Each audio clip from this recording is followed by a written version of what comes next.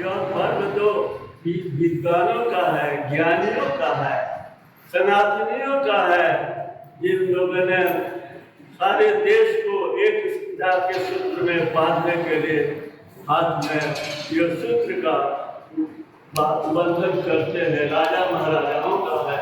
एक बात अब शामिल नहीं होगी, हमारे महाजी बैठे हुए, सभी बैठे हुए, सभी विद्वान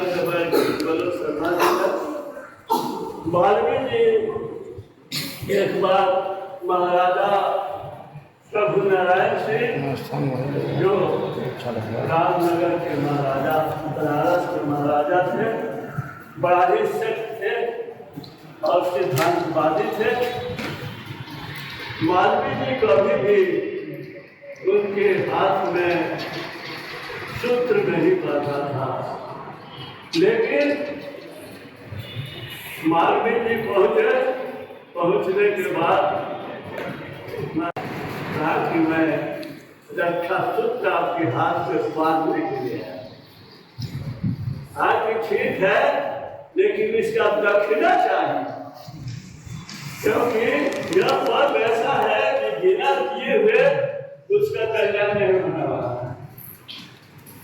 सिर्फ दक्षिणा चाहिए, लेकिन आज मैं दक्षिणा नहीं दूंगा, बस दक्षिणा है। दूसरे दिन जब पहुंचते हैं तो महाराजा बैठे हुए थे, कहा कि पांड्या जी आ गए, तो मैं आ गया, इसलिए तो दक्षिणा मांगे। वाल्मीकि जी ने कहा कि आप 200 गांव हमको दे दीजिए। राजा मौन हो गए, कहा कि 200 गांव क्या कीजिएगा? तो वाल्मीकि जी ने कहा था कि मैं चाहता था कि बनारस से लेकर इलाहाबाद तक, प्रयाग तक ऐसे विश्वविद्यालय का निर्माण करूँ जहाँ हिंदू संस्कृति का प्रचार प्रसार हो, लेकिन यह संभव नहीं है। 200 गांव दे दीजिए महाराजा। उसके बाद कहे कि सुनिए पांड्या जी, 150 तो हमारा गांव है और 50 गांव दरभंगा महाराज का है। तो 150 गांव उन्होंने दिया, 50 गांव महाराजा दरभंगा से लेकर यूनिवर्सिटी का निर्माण किया, जो बनारस हिंदू विश्वविद्यालय है, वह 7 मील में है। 1 मील में नहीं, 7 मील में है। थोड़ा प्रासंगिक नहीं होगी, लेकिन कुछ बात कह देना चाहते हैं। एक मेस्टर झाड़ू दे रहा था, उससे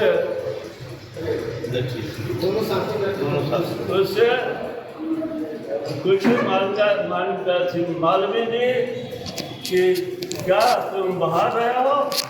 तो हाँ, मैं बाहर रहा हूँ। क्या आप क्यों घूम रहे हैं? कहा कि मैं यूनिवर्सिटी बनाऊंगा। इसमें क्या होगा? तो बच्चे पढ़ेंगे। आपके पास तो पैसे नहीं, आप तो ब्राह्मण हैं, आपके पास कुछ नहीं है, कहाँ से बनाइएगा? तो मैं चंदा से बनाऊंगा। कहा कि चंदा कौन देगा? तो तुम्हारे जैसा बेशक मेहनत कस करके।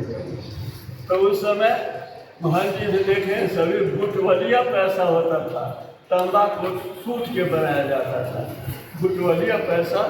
तो 2 पैसा उसको मिलता था, 1 पैसा उसने दान दे दिया। स्वर्ण मंजूषा में वो पहला दान का वो पैसा रखा हुआ। तो इस तरह से ब्राह्मणों ने इस देश को एक सूत्रता के बाद में, सूत्रता के रूप में बांधने के लिए राजा महाराजाओं के हाथ में सूत्र बांधा करते थे। आज प्रचलन है भाई बहन का, लेकिन पहले तो गांव में ब्राह्मण ही सूत्र बांधा करते थे, दूसरा कोई नहीं बांधा करता।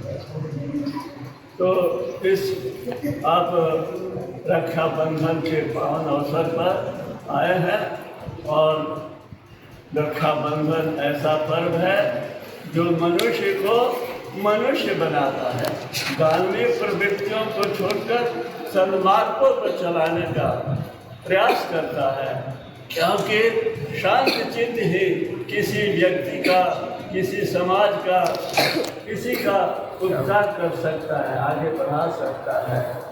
अब रही बात आपके संस्कृत दिवस का। संस्कृत दिवस इस दिन मनाया जाता है, भारत सरकार की यह योजना है, क्योंकि संस्कृति में तीन ही भाषा की अधिक प्राबल्यता है।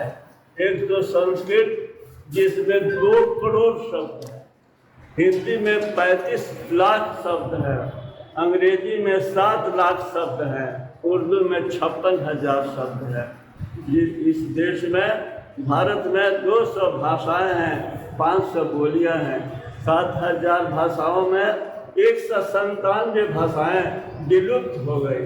लेकिन एक ऐसी भाषा है कि देश सारे विश्व में 4 ही आदमी बोलता है।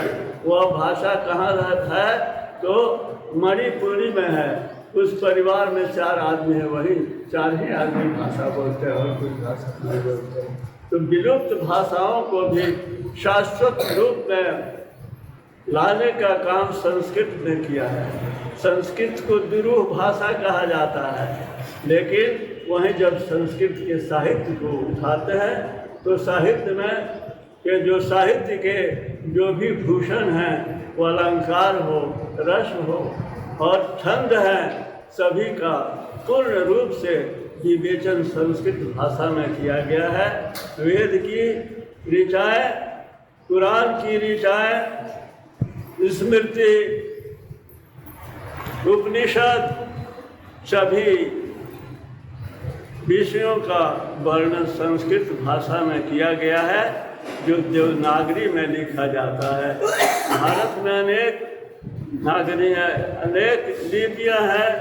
देवनागरी लिपि है, नंदलाल लिपि है, खरोष्टी है, ब्राह्मी है, लेकिन सबसे सशक्त लिपि देवनागरी है।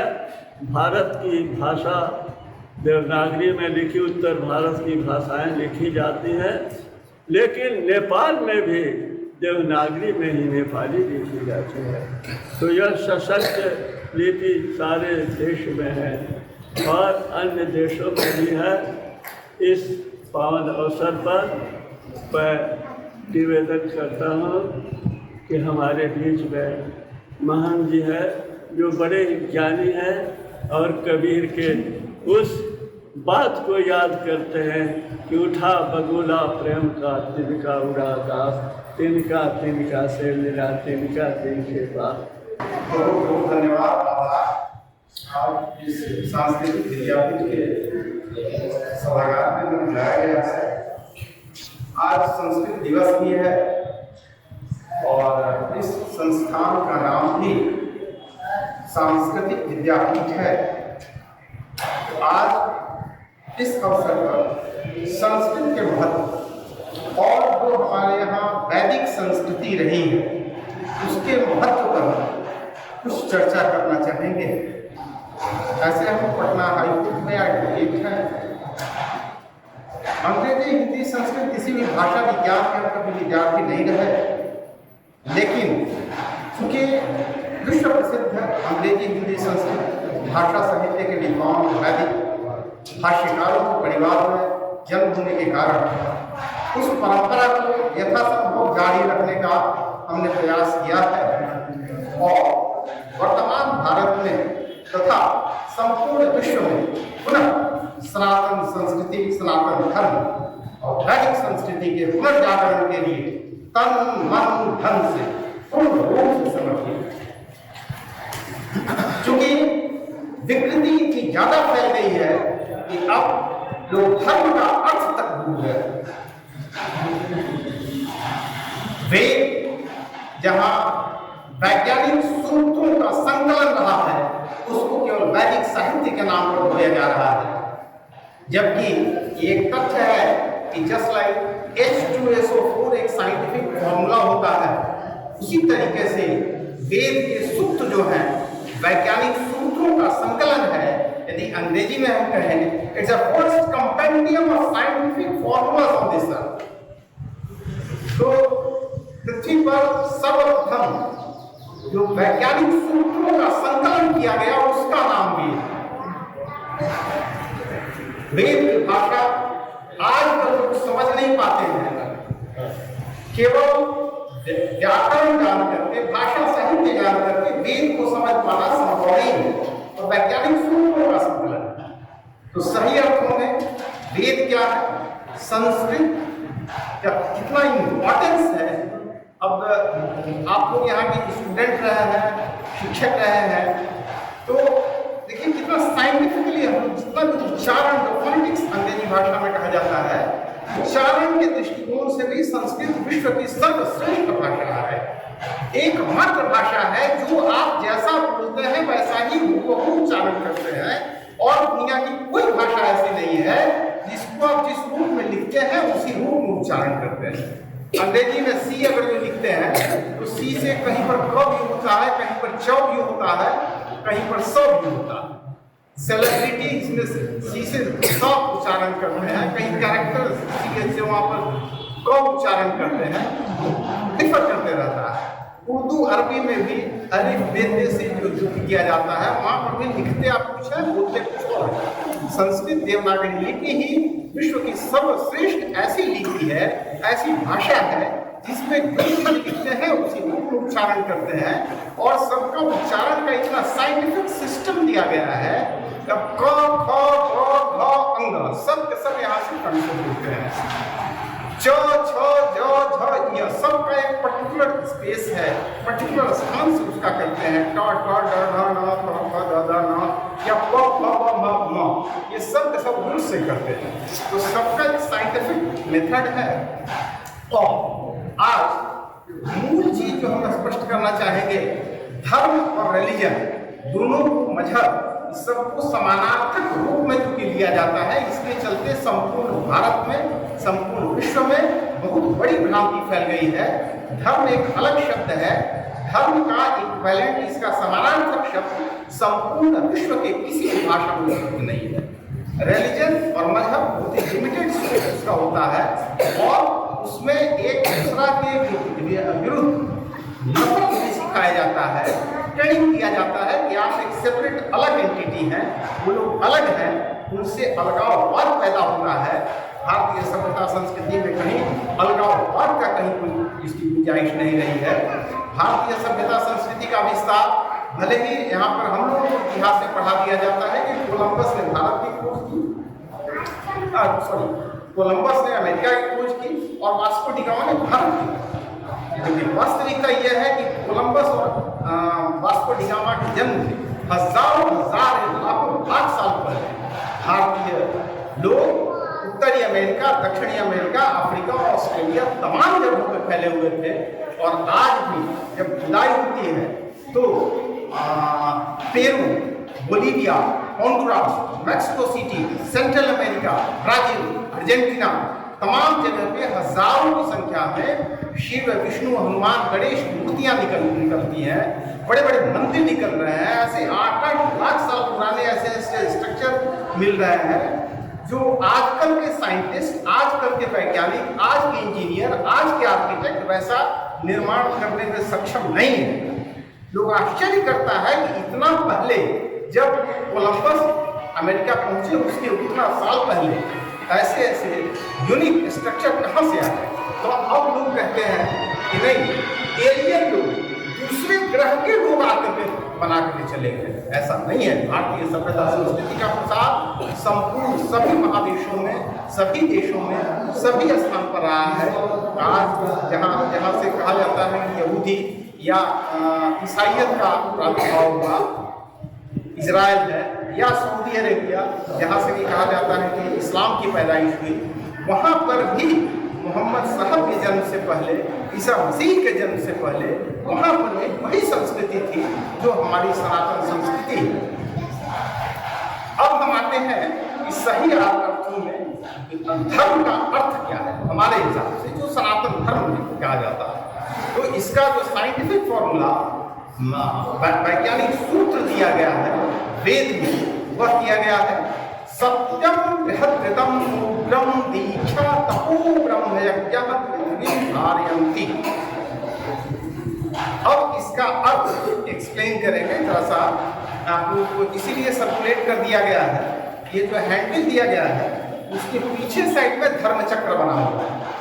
इस धर्म चक्र में कुल 21 मूल सूत्र एक्सप्लेन किए गए हैं और 21 मूल सूत्र में वेद, उपनिषद, गीता, गायत्री, स्मृति का में जितने भी हमारे यहाँ शिक्षा, शासन, न्याय, सुरक्षा, स्वास्थ्य, विकास, अर्थव्यवस्था संचालन का जितना मूल सूत्र सब है, सब कुछ इसी एक धर्म चक्र में एक्सप्लेन किया गया है कि संपूर्ण विश्व के सभी उनके सभी स्त्री पुरुष सभी लोग इस चीज को समझ लें कि सही अर्थों में धर्म है। भ्रांतियां बहुत फैलाई जाती हैं, तरह तरह के लोग हैं जो लंबी दाढ़ी लंबा चोटा धारण करके अजीब अजीब पटान तरह तरह की व्याख्या करते रहते हैं और एकमात्र हम लोग के समाज में जो विकृति आ रही है कि जिसको जो जी में आता है उसी रूप में अल कपल अट कपट व्याख्या कर देता है, इससे भ्रांति उत्पन्न होती है। एक राजस्थान में कहावत है, राजस्थानी में, अड़म बड़म सब बक रहे मंचों पर जाए, जो स्वयं समझियो नहीं वही रहे समझाए।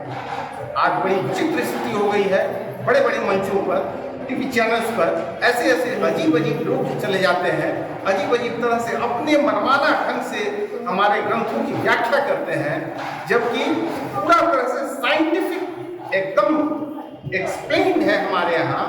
न तो आपको मनुस्मृति से एक्सप्लेन करने की जरूरत है, न आपको रामायण से एक्सप्लेन करने की जरूरत है, सीधा वेद से आइए ना।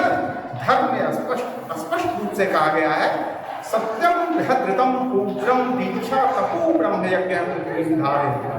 धर्म के ही 7 स्तंभ हैं जिन पर शिक्षा, शासन, न्याय, सुरक्षा, स्वास्थ्य, विकास, वैवाहिक अर्थव्यवस्था संचालन का सब कुछ का मूल आधार धर्म के ही 7 स्तंभ है। सत्य, ऋत, उप, दीक्षा, तप, ब्रह्म और यज्ञ। जैसे पृथ्वी के 7 महादेश के रूप में, 7 द्वीप के रूप में स्थल भाग को वर्गीकृत किया गया है, 7 महादेश में वर्गीकरण किया गया है, 7 आसमान की भी चर्चा है। तो 7 आसमान लोग कहेंगे कि खुली आंखों से तो बस एक ही आसमान दिखता है, 7 आसमान कैसे हो सकता है? 7 लेयर्स ऑफ एटमॉस्फेयर, वायुमंडल के 7 परतों को 7 आसमान कहा गया है।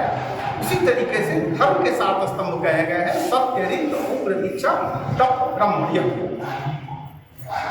अब पर्टिकुलरली तुम बच्चों को समझाना चाहेंगे, सत्य का मतलब क्या समझते हो? कुछ समझते हो? कोई बच्चा बताओ, सत्य का मतलब क्या होता है? नहीं समझे? सत्य का मतलब क्या होता है? धर्म का प्रथम स्तंभ है सत्य। किसी को मालूम है सत्य का मतलब? सत्य का मतलब क्या? नहीं पता। सत्य का मतलब केवल सच बोलना नहीं होता। हम भी जब छोटे बच्चे थे ना, तो बड़ी अजीब तरह से लगता था कि कृष्ण बचपन से ही खूब झूठ बोले, तरह तरह का छल प्रपंच भी किए, महाभारत की लड़ाई तक छल प्रपंच किए और करवाए, झूठ भी बोले, और फिर भी कहा जाता है कि जो कुछ भी कृष्ण बोले वही महासत्य है। क्यों कहा जाता है?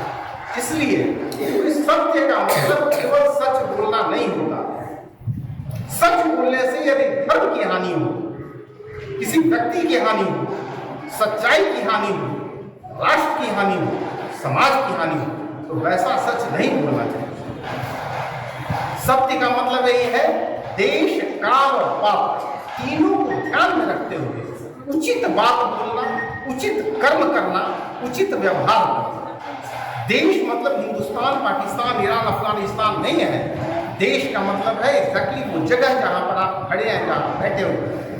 पूरा पटना जिला नहीं है, पूरा ये पटना शहर भी नहीं है, पूरा ये आपका सांस्कृतिक विद्यापीठ भी नहीं है, पूरे हर जगह पर आप छाए हुए नहीं है ना, फैले हुए नहीं है।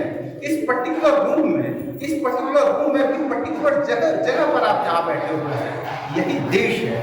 काल मतलब समय, स्थिति, परिस्थिति, और पात्र, सामने डाला व्यक्ति किस तरह का है, सामने के लोग कैसे हैं, तीनों को ध्यान में रख करके उचित बात बोलना, उचित कर्म करना, उचित व्यवहार करना, इसी को सत्य कहा जाता है। अगर आपके पास कोई डकैत, कोई उग्रवादी, आतंकवादी, कोई हत्यारा घूम जाए और आपके चचा, भाई, भतीजा, बेटा, भाई, बहन किसी का भी पता पूछता है, रिवॉल्वर लिए हुए है, गोली मारने के लिए आमादा है, आप उसको जान रहे हैं तो व्यक्ति कहाँ पर सही सही बदला दीजिए, जाने उसको गोली मार देगा।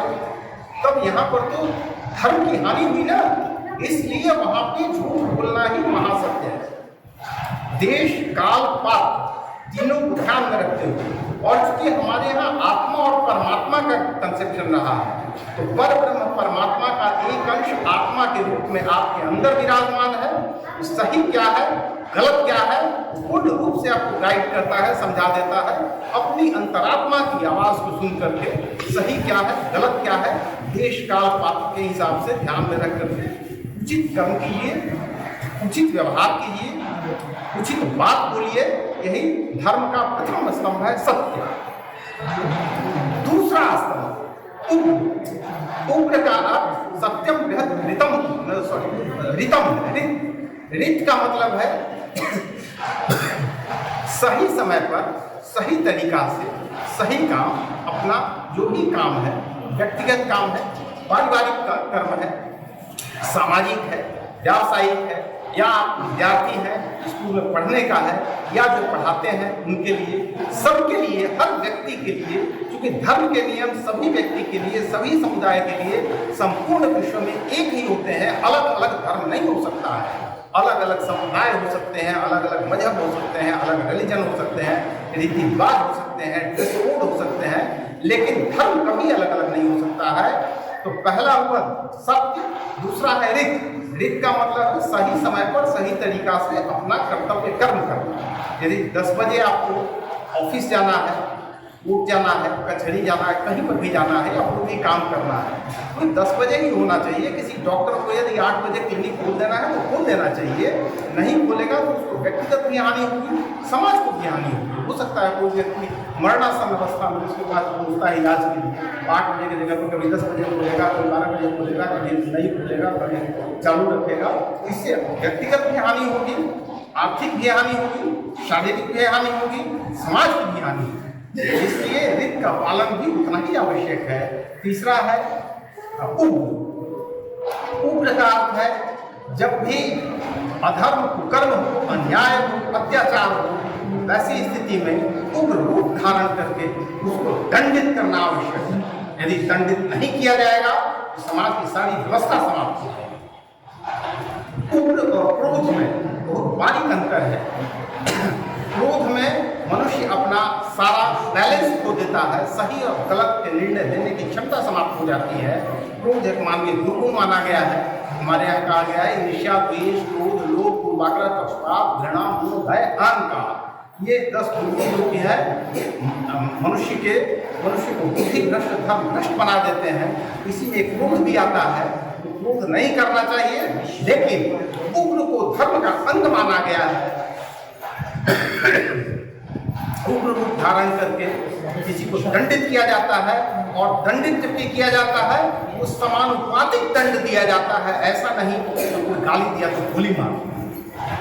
समानुपातिक दंड, प्रोपोर्शनेट पनिशमेंट, जो हमारे यहाँ लॉ एंड जस्टिस, न्याय के लिए विधि विधान निर्धारित किए गए हैं, उसमें ही प्रोपोर्शनेट पनिशमेंट, समानुपातिक दंड की व्यवस्था की गई है। हमारे यहाँ जितने भी ऋषि मुनि हो, सबका उद्देश्य यही रहा है। हमारे यहाँ जितने देवी देवता हैं, सबको देखिएगा, कोई भी देवी देवता बिना हथियार के नहीं है। ये आर्म्स एक्ट लगा करके अंग्रेजों ने 1857 की क्रांति के बाद ये लोगों को निशस्त्र बना दिया। इसमें कई जगह पर बोले हैं, कुछ लोगों को नागवार गुजरा, लेकिन बात तथ्य है आर्म्स एक्ट लगा करके भारत के पौरुष का नपुंसकीकरण कर दिया गया है। पूरा जगह जगह पर 10,000 लोगों के बीच में 4 गुंडा आता है, बैड एलिमेंट्स आते हैं और सबको पार्टी को लेकर चला जाता है। तो हमारे यहाँ सशक्तिकरण, सही लोगों के सशक्तिकरण, देवत्व जिनमें है उनके सशक्तिकरण, और जिसमें दानवीकरण है उनमें वैसे राक्षसी तत्वों को निरस्तीकरण का प्रयास होना चाहिए था। लेकिन आज उसका दुष्परिणाम ये हो रहा है आर्म्स एक्ट का, कि सही लोग ही कमजोर पड़े हुए हैं, और जो दुष्ट हैं, उग्रवादी हैं, आतंकवादी हैं, वह लोग तरह तरह का हथियार लेकर चलते हैं। इसलिए उस रूप में हम लोग को ट्रेनिंग देने की आवश्यकता है, सशस्त्र बनाने की आवश्यकता है। और पुण्य का पालन समाज में होना ही चाहिए। सातों स्तंभ जो कि है सबका इम्पोर्टेंस है, सबसे महत्वपूर्ण दीक्षा। दीक्षा का केवल कान में मंत्र फूट लेना नहीं होता है, जो आजकल एक नई परिपाटी चल गई है कि केवल कान में मंत्र फूट दिया हो गया दीक्षा। ऐसा नहीं है। दीक्षा का अर्थ है संपूर्ण शिक्षा दीक्षा प्रोवाइड करना, मनुष्य के व्यक्तित्व का संपूर्ण विकास हो सके। और उसके लिए भारत की जो शिक्षा पद्धति रही है सनातन संस्कृति में, वह आज कल के किसी भी संस्थान में कष्ट होता है ये देख करके। भारत के किसी भी स्कूल कॉलेज यूनिवर्सिटी में, यहाँ तक गुरुकुल के नाम पर भी जो संस्थान चल रहे हैं, वहाँ पर भी शिक्षा नहीं दी जाती है जो परशुराम के जमाने में दी जाती थी, गुरु भीम को दी गई, श्री कृष्ण को दी गई, वह शिक्षा नहीं दी जाती है। आज साइंटिफिक टेम्परामेंट समाप्त हो गया है। हमारे यहाँ जो गुरुकुल की शिक्षा थी, उसका विषय इस हैंडलिंग में भी केवल दो शब्द का हम और व्याख्या देना चाहेंगे, बलि और दान। क्योंकि यज्ञ में बलिदान, बलि की व्याख्या आती है दान की। तो बलि का अर्थ कभी भी किसी की हत्या करना नहीं है। हमारे यहाँ पंच बलि कर्म में आता था। पंच बलि में पहला बलि है गाय का बलि, 2 बलि। दूसरा है श्वान बलि, कुत्ता का बलि। तो प्रेम आदर श्रद्धा के साथ अपने भोजन का प्रथम बलि गाय को दिया जाता है, वह 2 बलि है। श्वान बलि प्रेम आदर श्रद्धा के साथ जो कुत्ता को खिलाया जाता है, श्वान बलि हो गया। काक बलि प्रेम आदर श्रद्धा के साथ चिड़िया को खिलाया जाता है, कौवा को खिलाया जाता है, वो काक बलि हो गया। फिर देव बलि, देवता को समर्पित किया जाता है, अग्नि को समर्पित किया जाता है। फिर पिपलिकादि बलि भी हुआ करता था, चींटी कीड़ा मकोड़ा को भी खिलाया जाता था। अभी तो ब्राह्मण होता है कि बड़ा उत्तर में चींटी कीड़ा मकोड़ा वगैरह के लिए रख दिया जाता है। यज्ञ में 2 बलि और एडिशन हुआ करता था, क्योंकि बाहर से बुलाया करते थे तो अतिथि लोगों को खिलाया जाता था। पहले उनको खिलाने के बाद किया जाता था, इसलिए नरबलि भी किया जाता था। और साथ साथ अश्वबलि भी किया जाता था, क्योंकि पहले लोग घोड़ा से ही आया करते थे। तो घोड़ा तक को आते से कि कार से लोग आते हैं तो पहले तो बलि खिला दिया जाता है, उस तरह से खिलाया जाता था। और दान का अर्थ है जब शिक्षा के लिए, मंदिर के निर्माण के लिए, कल्याण कार्य के लिए जो कुछ भी आप देते हैं, सुपात्र ब्राह्मण देवता को देते हैं तभी वो दान कहलाता है। किसी गरीब भिखमंगा को देते हैं तो दया कहला सकता है, परोपकार कहला सकता है, दान नहीं कहला सकता। दान आवाहन करके दिया जाता है और सुपात्र ब्राह्मण देवता को दिया जाता है। दक्षिणा अलग है, दान अलग है। अब यहाँ पे बलि और दान दोनों शब्द को मिला दिया लोगों ने और बलिदान के नाम पर हत्या शुरू कर दी। बलिदान के साथ कभी हत्या नहीं है, न बलि हुआ न दान हुआ, उल्टा किसी को मार दिया। अगर जो बलि का हत्या लिया जाए तब तो हमारे यहाँ नरबलि भी था ना, तब तो जो गेस्ट आता है उसी को मार के खा जाए आदमी। बड़ी अजीब विकृति हो गई है। खैर ज़्यादा समय नहीं लेना चाहेंगे। समय समय पर आज हम लोग पहली बार यहाँ पर आए हैं, बड़ा अच्छा लगा। छोटे छोटे बच्चे हैं, इनको सही रूप में दीक्षित किया जाए, सही रूप में शिक्षा दिया जाए और कुछ इस तरह की शिक्षा दी जाए कि संपूर्ण भारत ही नहीं संपूर्ण विश्व में इस संस्थान के स्टूडेंट्स नाम रोशन करें। ध्यान से सुनना, विघ्नों से नहीं घबराते हैं, कष्टों में भी मुस्काते हैं। इतिहास रचयिता जो होते कांटों में बाप बनाते हैं। कोई काम नहीं ऐसा जग में जो जीत नहीं कर सकते हैं, जो ठान लिया तो ठान लिया पूरा करते ही दिखते हैं। साथ किसी का मिले न मिले खुद आगे बढ़ते जाते हैं। तकदीर की बातें करते नहीं, कर्मों पर भरोसा करते हैं। खैर बाकी हम बाद में एक्सप्लेन कर देंगे। और आप बच्चों के लिए मैं एक शब्द कहूँगा। जहाँ जगत बाबू प्रभु नारायण सिंह की बात किए, राजा की बात किए, काशी नरेश की ही उक्ति है कि काशी नरेश इस संस्कृत दिवस पर एक जगह अतिथि बनकर गए तो एक छंद अपनी रचना लेके गए और उन्होंने कहा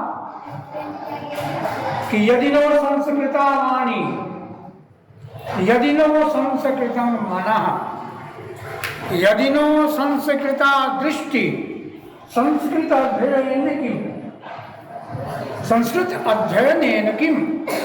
है कि यदि संस्कृत पढ़ने से वाणी संस्कृत नहीं हुई, मन संस्कृत नहीं हुआ और दृष्टि संस्कृत नहीं हुई तो संस्कृत पढ़ने का कोई फायदा नहीं। तात्पर्य है कि आज जो पूरे विश्व में आज फिर से ऐसा लगने लगा है कि भारत विश्व गुरु के रूप में स्थापित हो गया है। इसलिए मैं कह रहा हूं कि एक तो चंद्रमा पर भी चंद्रयान चला गया, एक देश के प्रधानमंत्री, 3 देश के प्रधानमंत्री अभी भारत में जन्मे लोग हैं, भारतीय मूल के। चौथा अमेरिका का भी राष्ट्रपति और रामास्वामी आगे चल रहे हैं, हो सकता है ये बन जाए। तो इसमें आज जो हमारा दिवस है, ये जब 4 वर्णों का पर्व, वर्ष में 4 वर्णों का 4 पर्व जब निर्धारित किया गया तो ये रक्षाबंधन ब्राह्मण का पर्व कहा गया। इसलिए कहा गया, अभी चर्चा किए थे बाबू, कि सर्वप्रथम प्रातः काल देव पूजना आदि करके महाराज पंडित सबसे पहले महाराजा को रक्षा सूत्र बांधते थे।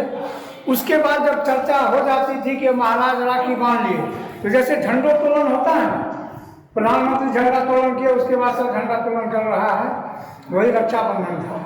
राजा का रक्षाबंधन हो गया और उसके बाद अब राज में रक्षाबंधन चालू हो गया। लेकिन कालक्रम से इंद्राणी ने ही इनको रक्षा सूत्र बांधी थी।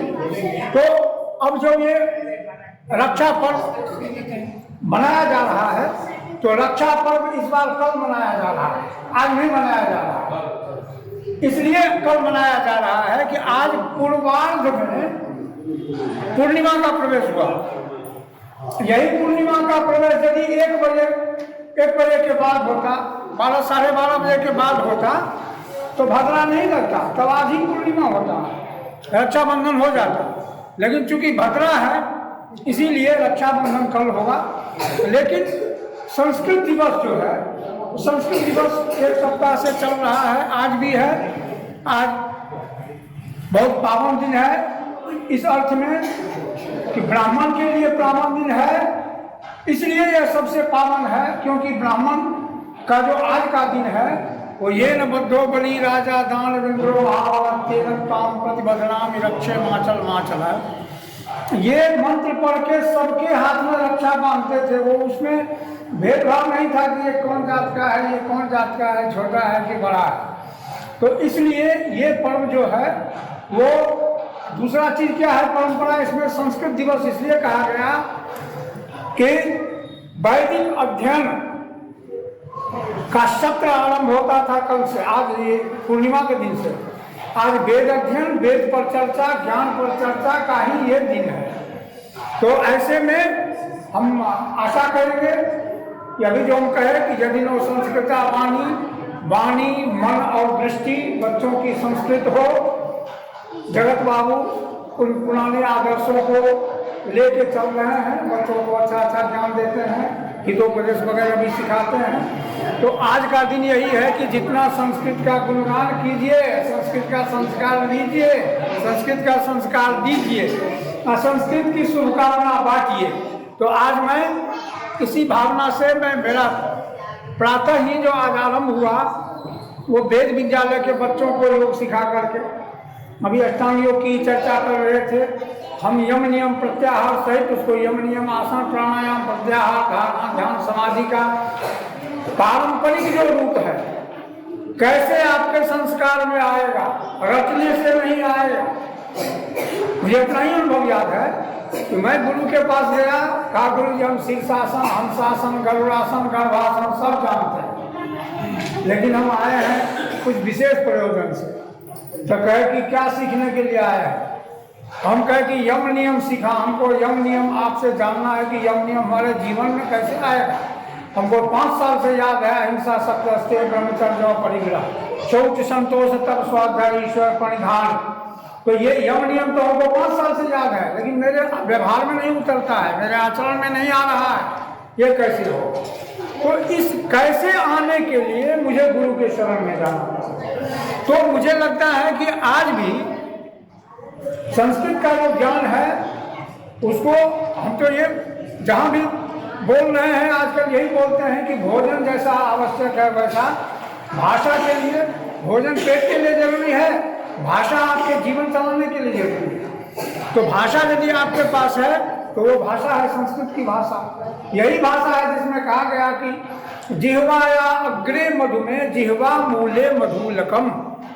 ये कामना है कि जब मैं बोलूं तो ऐसा लगे सुनने वाले को कि मेरे जीव के अगले भाग में भी मधु मिला हुआ है और इसके मूल में भी मधु मिला हुआ है, तो सबको मधुर लगेगा, प्रिय लगेगा। अब मधुर प्रिय लगेगा तो उसके संस्कार में भी आएगा, जीवन में भी आएगा। तो ये वातावरण बने, इस कामना के साथ मैं सभी बच्चों को आशीर्वाद भी देता हूँ और शुभकामना भी देता हूँ। और बड़े बुजुर्गों को मैं प्रणाम करता हूँ कि ये परंपरा स्वामी जी